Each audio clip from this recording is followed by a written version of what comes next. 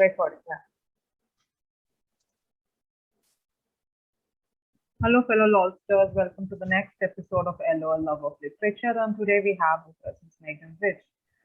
I'm very happy to introduce her to you. And us, we have been seeing season 2 has been an entire season of guests from all over the world, and we're very happy to have Ms. Megan Rich here today, all the way from the US.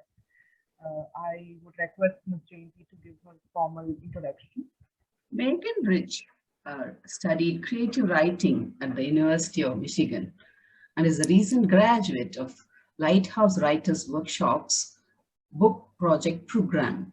She has received the Virginia Voss Writing Award and recently won first place in the 2019 North Carolina Confucius Institute's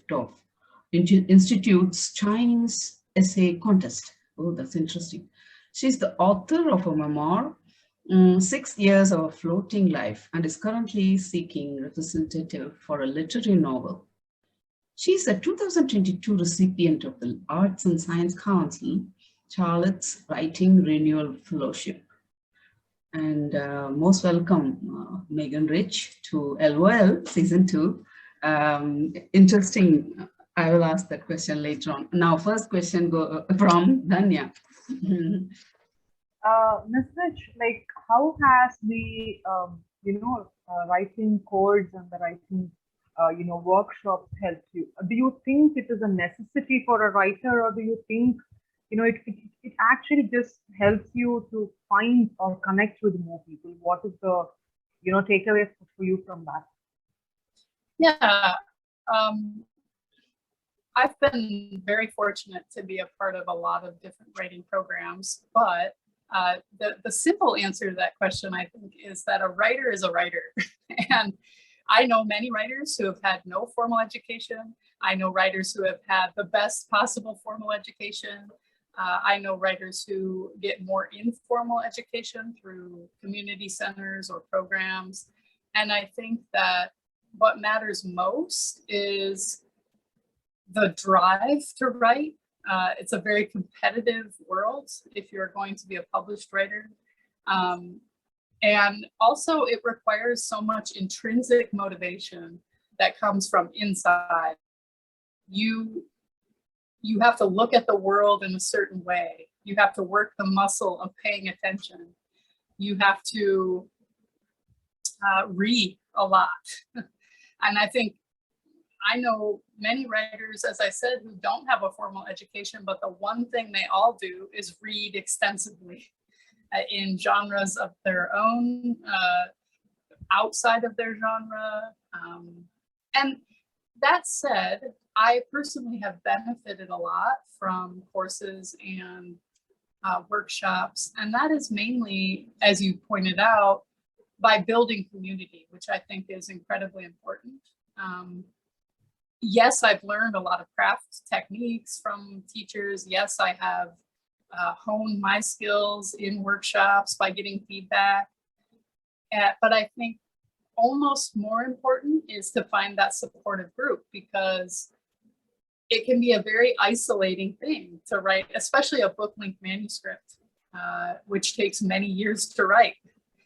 And so having a community of people who understand that experience, who are doing it alongside you, and who is able to give you critical feedback that helps to improve the piece, I think that is somewhat priceless in a lot of ways.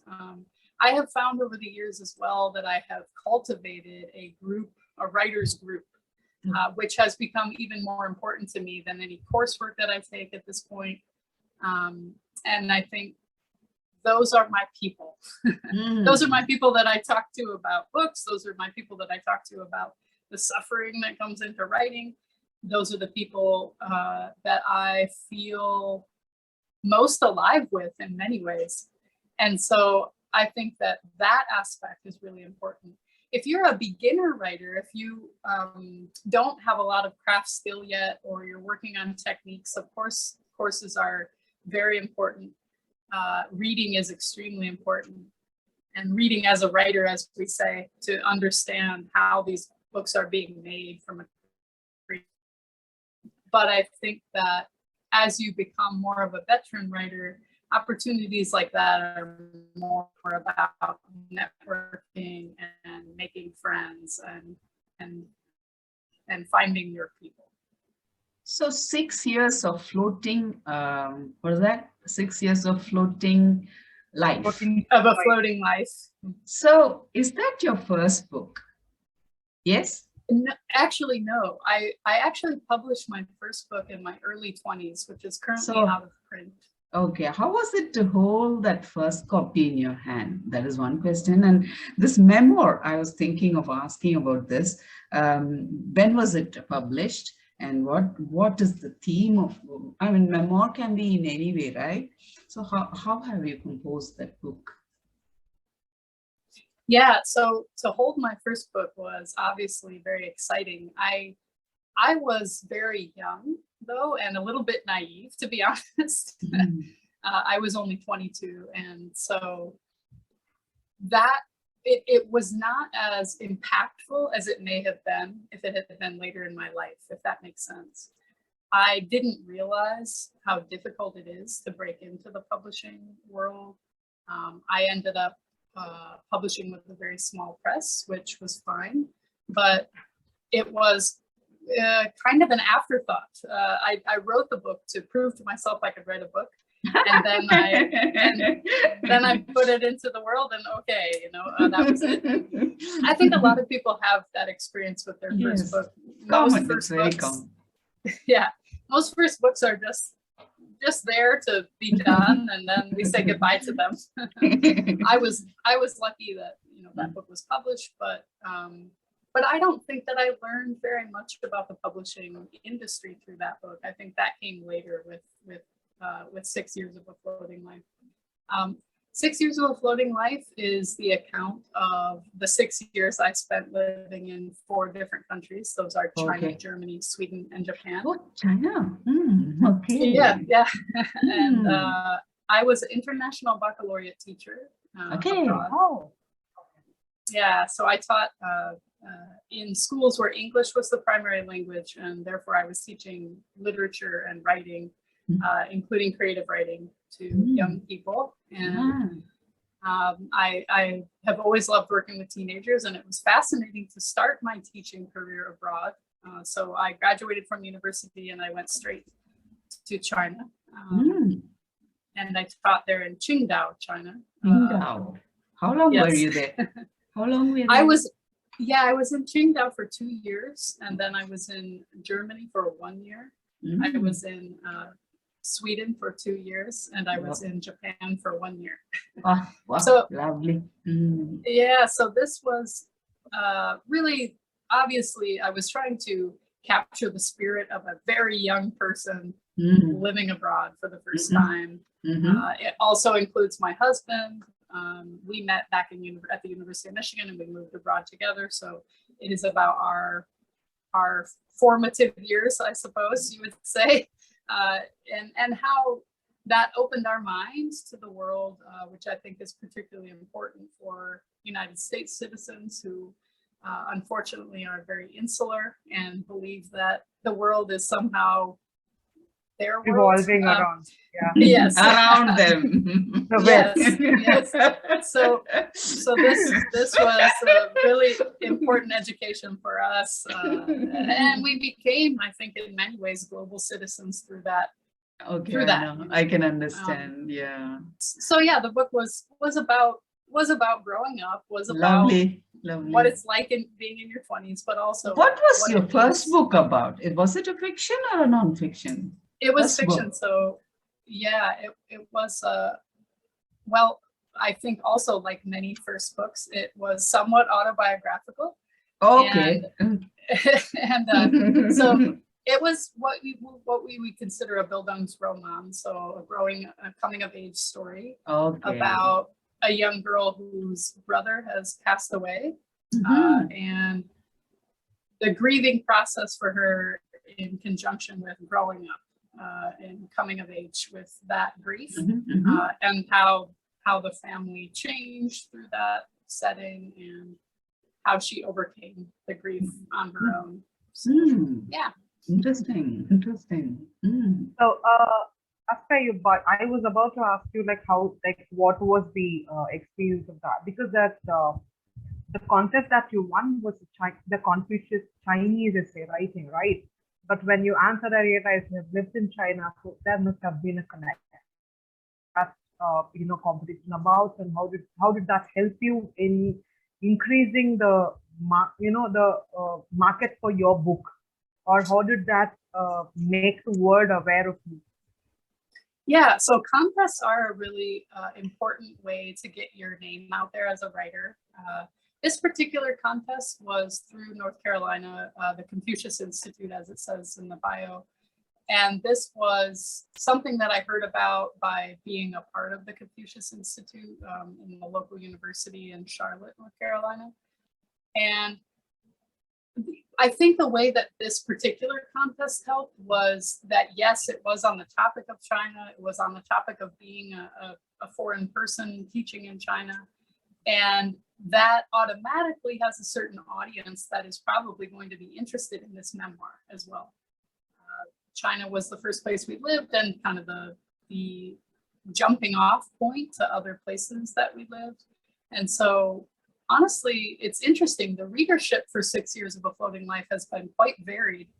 So everyone from, I was expecting when I first published it that it would be mostly 20-year-olds who wanted to see the experience of living abroad.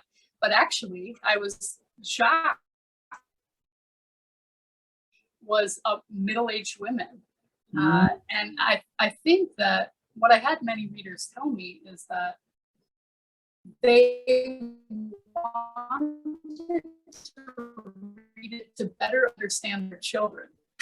Oh.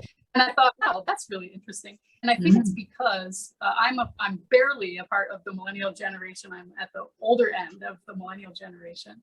And in the United States generation, we call the baby generation, which is my parents' generation.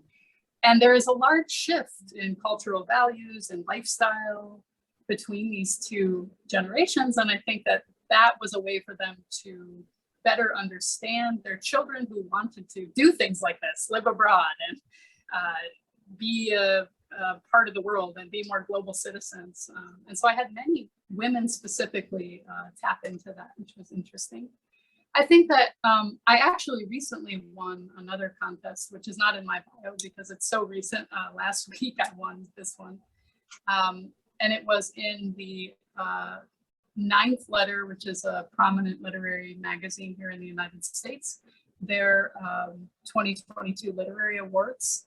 And I think that that contest is going to help me do something completely different, different audience.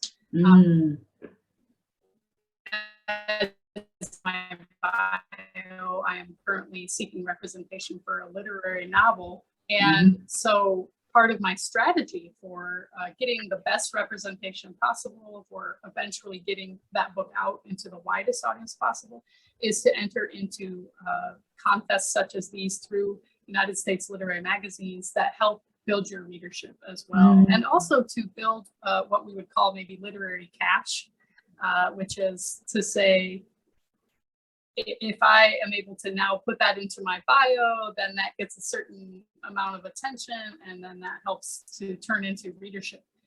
This is kind of a maybe cynical way of thinking of it, but the fact is that we all know that's how it works.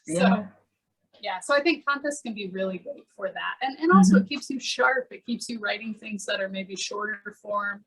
And it boosts your confidence also. Like it's like it's like reassuring that it's a boost. Yeah, it motivates us. Okay, I'm doing the right thing. I can continue, and we derive energy from that, right? To go forward. We all do that. Yes, and well, I think that's especially important for people working on book-length manuscripts that do take years to write. It's easy to become unmotivated. It's easy to become discouraged in this very competitive world. And I think that's what I mean by working on shorter form things, getting them out into the world faster.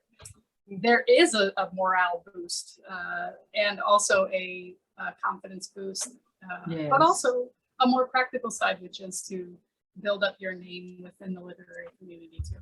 So what was your greatest craft challenges? What have you faced as craft challenges as a writer, novelist? And what was one thing that you will really remember as in, yes, I thought and it has really come out as in technique or the plot or the way you tell the story, something you differently you tried and you can really remember. Yes. Yes, so I think one of the most discouraging and choices that I made in regards to the novel for which I'm seeking representation. After probably 2 years, I made the decision to change the tense of the novel. That's a big work. Yes. The entire novel. The entire novel. Oh. Yes. Okay. And this was a big decision. I did not take it lightly, but the reason I did it is I had challenged myself to write in first person present tense, which is very difficult. Yes. And especially if you're trying to write a literary quality novel, writing in the present tense is challenging because it's so immediate, it's so urgent, it's only through that one perspective of that narrator. Yes. They have to be in the room at all times. I know. It's hard to travel through time as well. Yeah, it's hard to travel through time as well. And so I kind of took a deep breath and I said, okay, we're going to use the retrospective narrator here. And obviously that changed absolutely everything about the book. Some people have this idea that, oh, you just changed the tense. You just went in and changed the verbs. No, it is not. Perspective. Yeah, it's a complete perspective shift actually. Yes. Yeah, because when you're writing in the other tenses, it's more like a helicopter view of the story. It's like the author is looking at the story and now you're living the story. So that is like a very huge perspective change. Yeah. It takes a lot of emotions out of you when you write it in first person, present tense. Yeah. More challenging than the other two, like you said. Very much challenging. It's as good as writing another novel. That much of it's as good as writing a memoir actually. It's as good as writing a own memoir. Like because you have experience in writing a memoir, maybe it might have been a little bit easier for you, but still it is a challenge. Yeah, I have personally mostly written in the first person, and I'm very attracted to the first person as a reader also. And so I think that makes sense that I choose the first person. I'm also a very character-driven writer, so that is, I want that immediate, very urgent connection to the one narrator. But I wasn't surprised, but I was deeply encouraged by this change because even after just one revision, I could see how much richer, how much deeper the story was, how I was able to really show where this character had come from, where she was going to be. It was so much easier to employ flashback and backstory. And actually, I think, ironically, it gave a greater urgency to the narrative, even though normally... I think I was asking the question and I'll repeat the question so you can answer that. Yeah. My question was, though it's difficult to write in first person present tense, do you think it kind of restricts our ability to go into different characters' minds? Because when you're writing in first person present tense, you'll only be writing from the protagonist of that one character's mind. Yes, it will give you depth. Yes, it will make it more relatable. Yes, it will be like a very, very immersive experience. But do you think it restricts from showing like the different perspectives from different people? Definitely. I think that's a really important choice that a writer has to make about their project. What is their goal for this story? What is the goal for this character? I think I I am drawn to first person for those reasons you mentioned, that there is a deeper connection to the narrator. I can lean more into style, I think, in some ways than if I were writing in the third person. And I can use idiosyncratic details of voice, which I think that's a special thing to be able to do in fiction and obviously nonfiction too. That said, I agree that there are definitely times when the third person is incredible and important. Of course, we have the close third, as we call it, right? Where you can be within a character very deeply. You can know their thoughts and feelings, and yet you can transfer into another character at some point in the narrative. So many people agree that close third is probably the most versatile perspective. It is the one that helps us to tell multiple people's stories very deeply. But I think I personally like the challenge of first person because I get so tunnel focused in that perspective. I have to dive so deeply. As I've said, as we all know, it takes years to write a novel. And so I am spending all this time with that person. And I like that deep dive. I like the tunnel focus that it requires and kind of the refining quality of that voice over time as I draft and draft and draft. But I think it depends on the story. If you're trying to tell a story that, let's say something that's very popular right now is kind of multi-generational stories, where we see several generations in a family and how the perspectives change through time. Yes, I would definitely advise people to use third person close or third person, because then you can access all of those different characters, their thoughts and feelings. If you want the timeline of your novel to be longer, I think it can be useful also to have multiple perspectives. There is something that's very popular in US literature right now that is multiple first person narrators also, where you're able to employ a lot of different voice, a lot of different techniques of the first person, and yet you braid the narrative, as we say. It's a braided narrative where we have multiple first person point of views through time.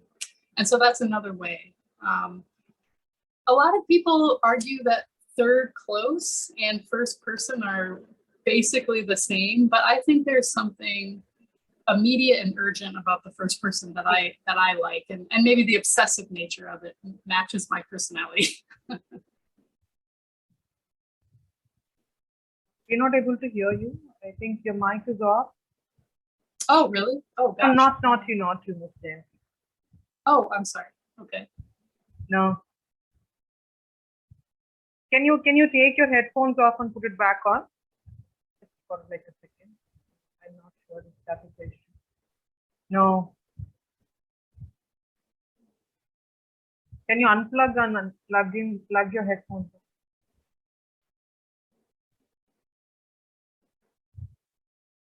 You can log off and log in.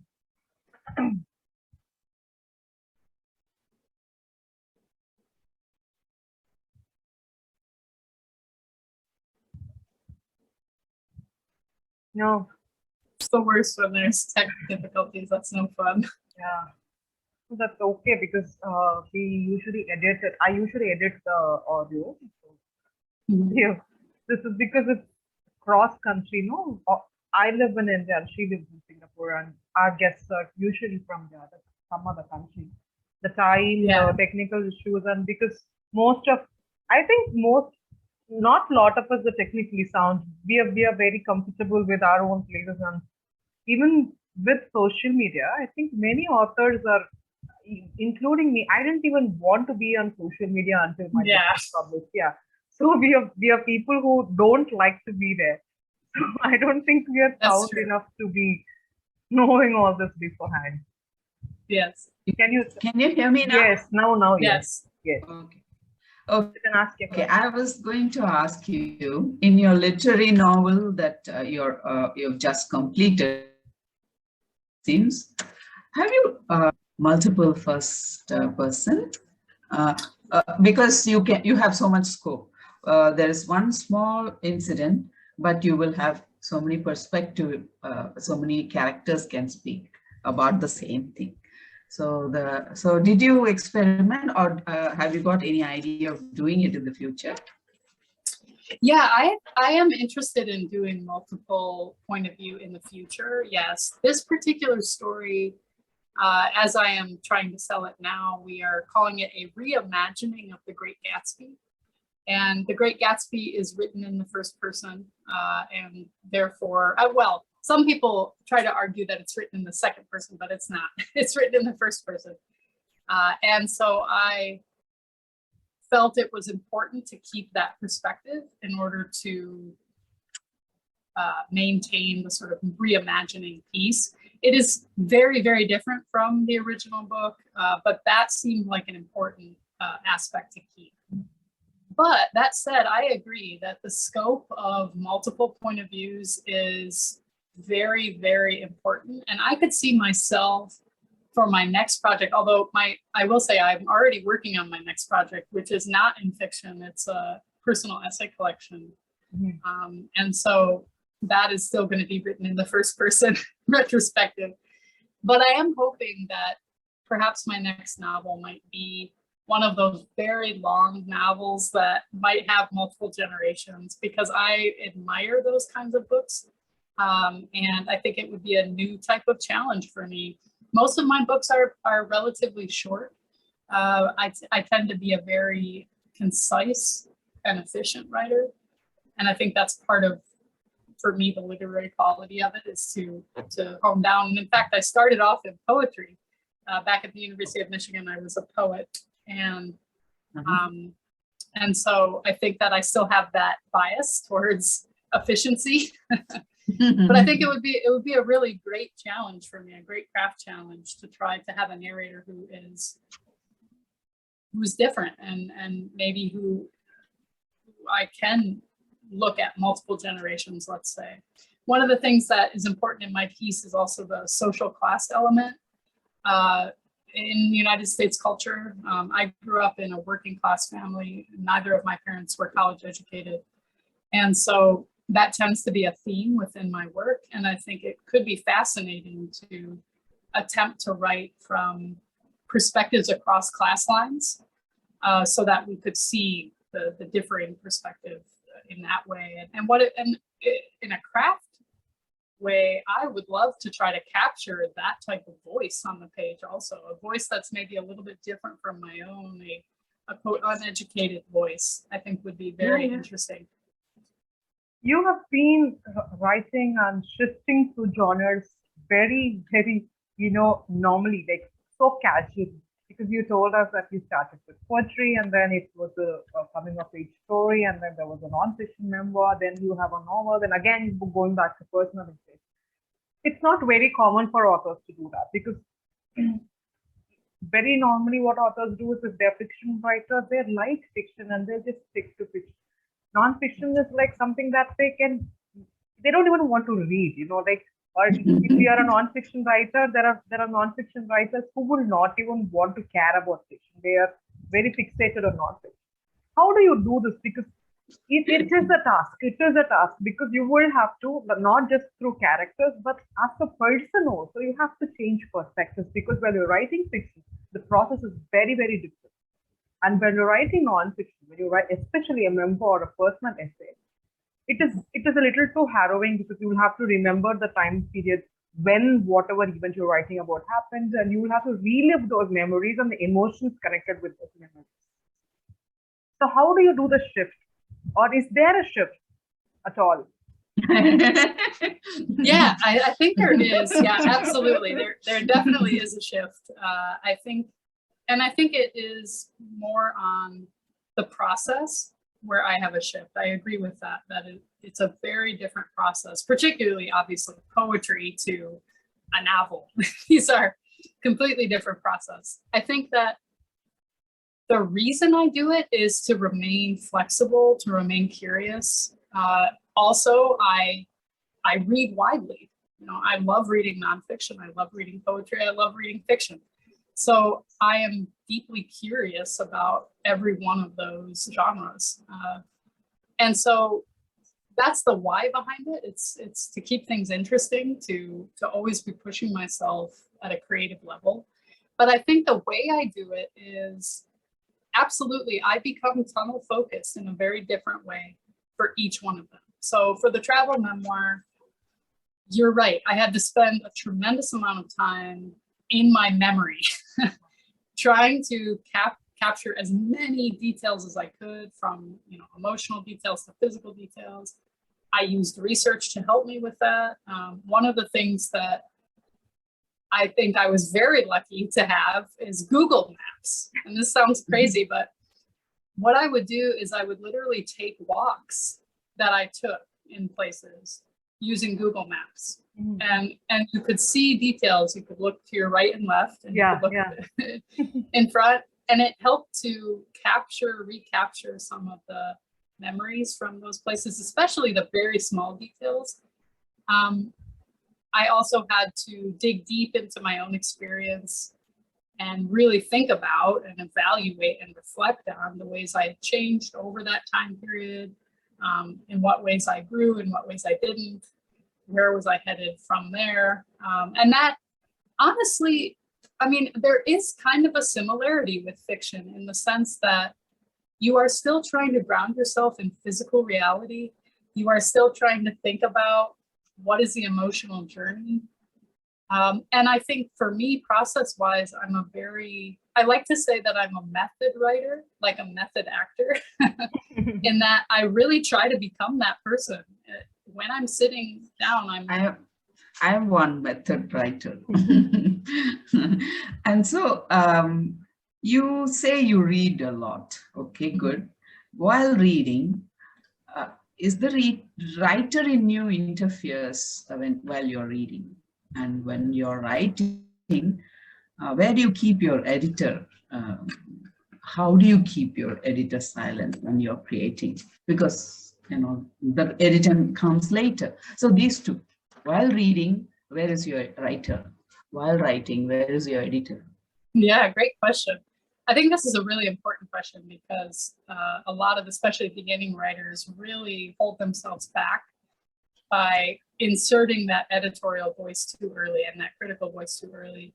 And it eats away at your confidence as a writer. And I think that you have to work really hard to shut that person off, and especially in early drafts where so much of it is going to change anyway.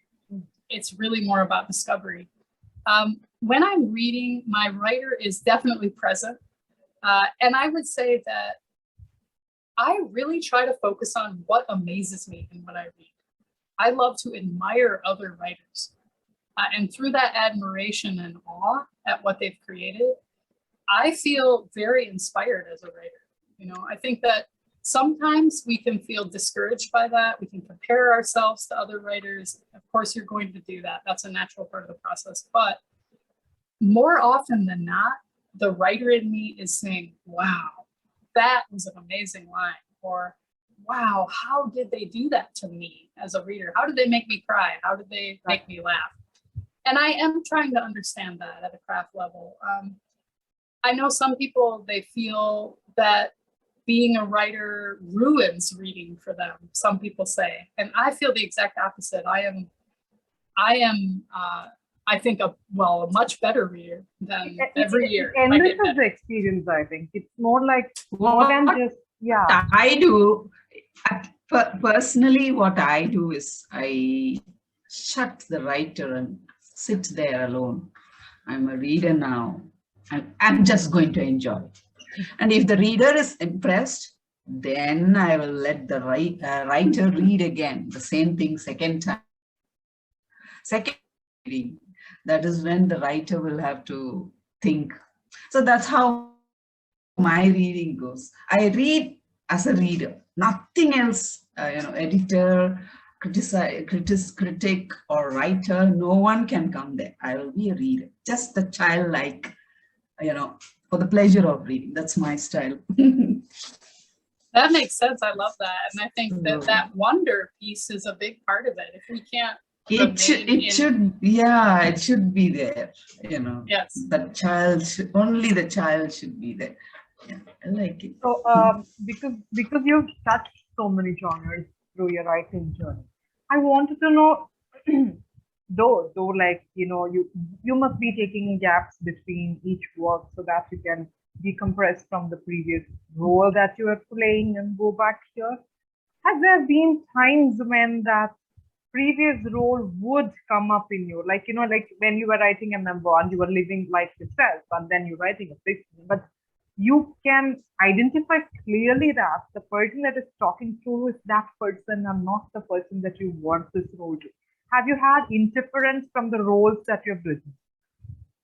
Definitely, yes. I think especially in the first or second drafts, there's a lot of spillover because we are human beings and writing is a muscle, and it's been conditioned to write in a particular way, in a particular perspective over time. So I published the travel memoir in 2014, and I actually began work on the novel that I'm currently trying to get represented in 2015, I believe. Amazingly, I can't believe it. It's been that long of a process, but I didn't get deep into it for another few years. But in that early experimentation, when I was trying to figure out who is this narrator, yes, myself, me, I was in the way because I had written from my own perspective for so long. And so a lot of the early drafts were discovering what is her language? How does she think? How does she feel that's different from me? And I think part of what helped with that and what can help in shifting from nonfiction to fiction is, for example, for her, she's a lawyer. And so I wanted to try to take as much of the sort of imprint of legal thinking as I could into her writing. And that helped me to have a specific goal with the language. Then I was able to ground it in that way of thinking, and that helped it divorce from me. Okay. I am very much not a legal mind. And so it helped to choose an occupation for my narrator that was completely different from my own. Okay. And that it grew out of that. Her personality started to grow from there. So how was your research process for these?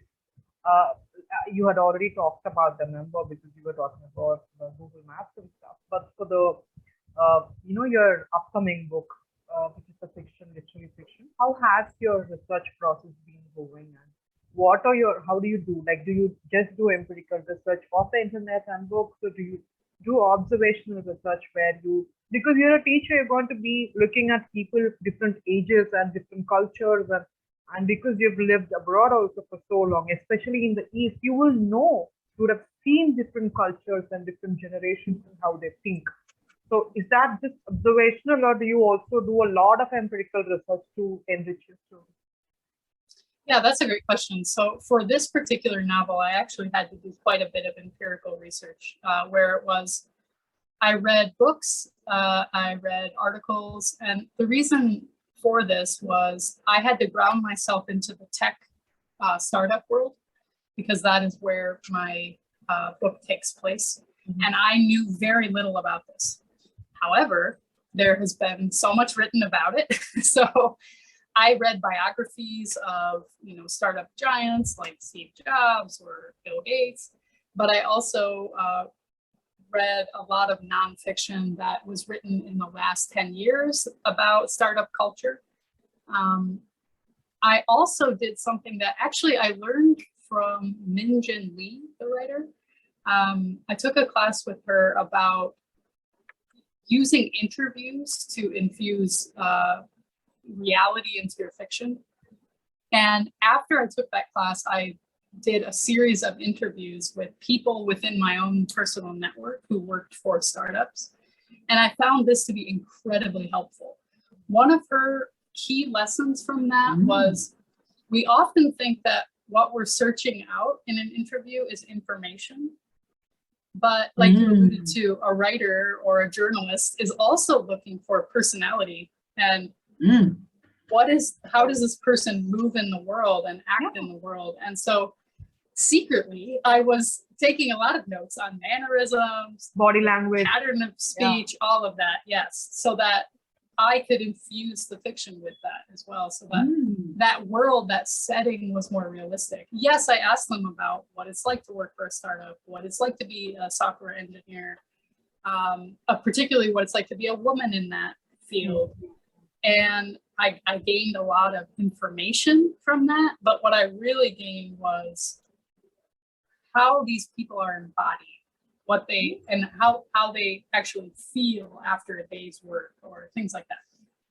So I would say that the research was a mix of, you know, reading to observations to interviews to discovery, creative discovery as well. So yeah. Are you looking out for your memoir to be a film adaptation, or have you worked on like an audiobook or something? So for the memoir, I think that the time has passed for that. It's not likely that that would happen for that. But certainly for this novel, I think it has a definite potential to be turned into a film or into a TV series, which is kind of the new big thing in the United States for novels to be turned into TV series. I don't know. That would be up to an agent. That would be up to obviously the publishing world. But I think the reason that this has the potential for that is because of the setting, because of the age of the characters. There's a lot of dramatic intrigue in the stories, you know, similar to The Great Gatsby, which is a very plot-driven, conflict-driven novel. This is also a very plot-driven, conflict-driven novel. And so, yes, that would be great. I hope that happens, but we can't ever, all the best. Best of luck. Yeah, you will. I have one last question, and after that we can go to the next segment, I think.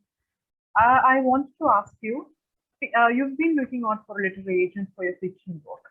Do you think kind of you've set a mood that, because you have written a lot of nonfiction already, and poems are a very different genre, you're not going to look out for literary agents for that. But for having written a memoir and then having written a personal essay collection, do you think you've set a mood that, you know, you're a nonfiction writer and that is kind of, you know, hampering your chances to get into the literary agents, good books or whatever? Or do you think literary agents don't look at that and just look at you as just an author and not like a nonfiction or a fiction separate, like there is no difference?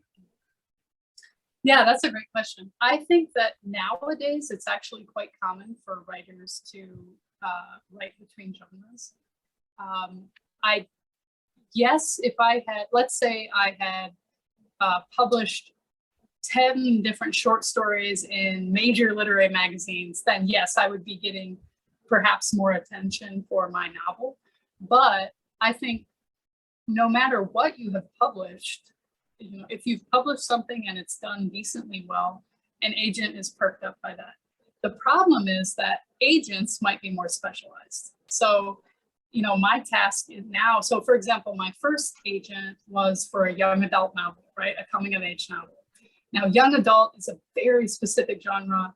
Most of the time, an agent only represents young adult or middle grade novels. They really don't represent adult novels. And so, you know, and they often don't represent memoir either.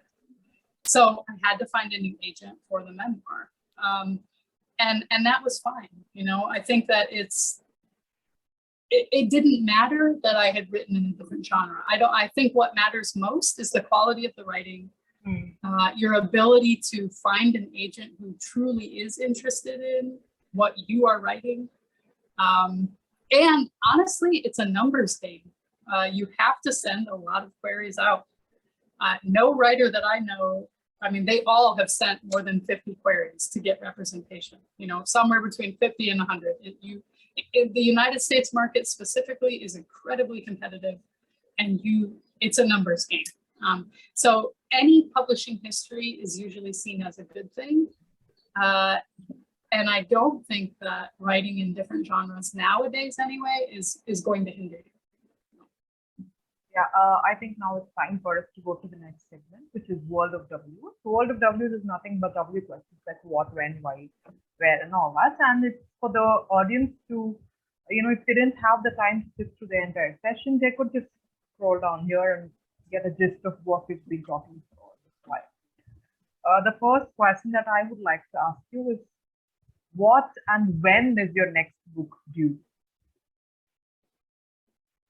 So the next book is right now titled One of the Few Honest People. And I'm hoping that it will be published in 2024. That is the current timeline. I think probably in the spring of 2024. So that is the what currently. I am, as I said, working on personal essay collection, and through that, I will also try to place the essays separately.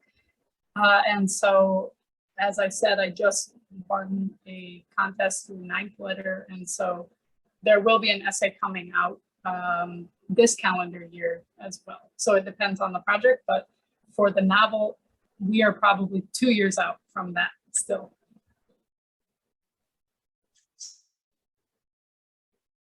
Why genres while writing? I'm sorry, I think I missed that question. I only heard a few words at the end. Can you repeat it? Can you hear me now? Yeah. Yes. Yeah, where can we find where can the viewers, listeners find your works? Yes, so I actually just relaunched my website, and it is at meganrichwriter.com. So it's relatively easy. Megan is spelled M-E-G-A-N. My last name is Rich, R-I-C-H, and then writer.com. And I will always keep everything there. I actually revamped my website because I was between projects, so it's a good time to redo things. And so, yeah, I'm hoping that I'll start getting more traffic back there again. So you're you can rich, find you're rich in genres. Yeah, yes. So why different genres? Why the constant shift from one genre to the other? Yeah, I do it to be creatively challenged. I want to keep trying different things, and also I read widely, so I admire all kinds of work, and I want to be a part of that conversation. I like it. Because I believe that challenging yourself is very important for any writer, and I like it. I like what you're doing. Good luck. Get richer. Thank you. Yeah, richer in some sense. Yes. How long does a book take for you to write, rewrite, and edit? And do you edit on your own, or do you go for a professional editor? Yeah, so my average so far has been about 5 years from start to kind of point of when I would try to sell the book, which of course at that point, it depends on what you mean. The part that before I would approach an agent, before I would approach a publisher, it's usually about 5 years. And then that process with an agent and with a publisher is another 2 years typically. So with an agent, you'll usually go through a round of revisions and edits. And then with a publisher, you'll do the same. So, and most of the time, at least in the United States market, that takes about 2 years, the process. I have a group of readers that I do trust and I work with. We read each other's work, we give critique. I usually will not show anyone a draft of a novel until I'm probably about 3 to 4 drafts in. And at that point, I would ask for very large scale critique on character, plot,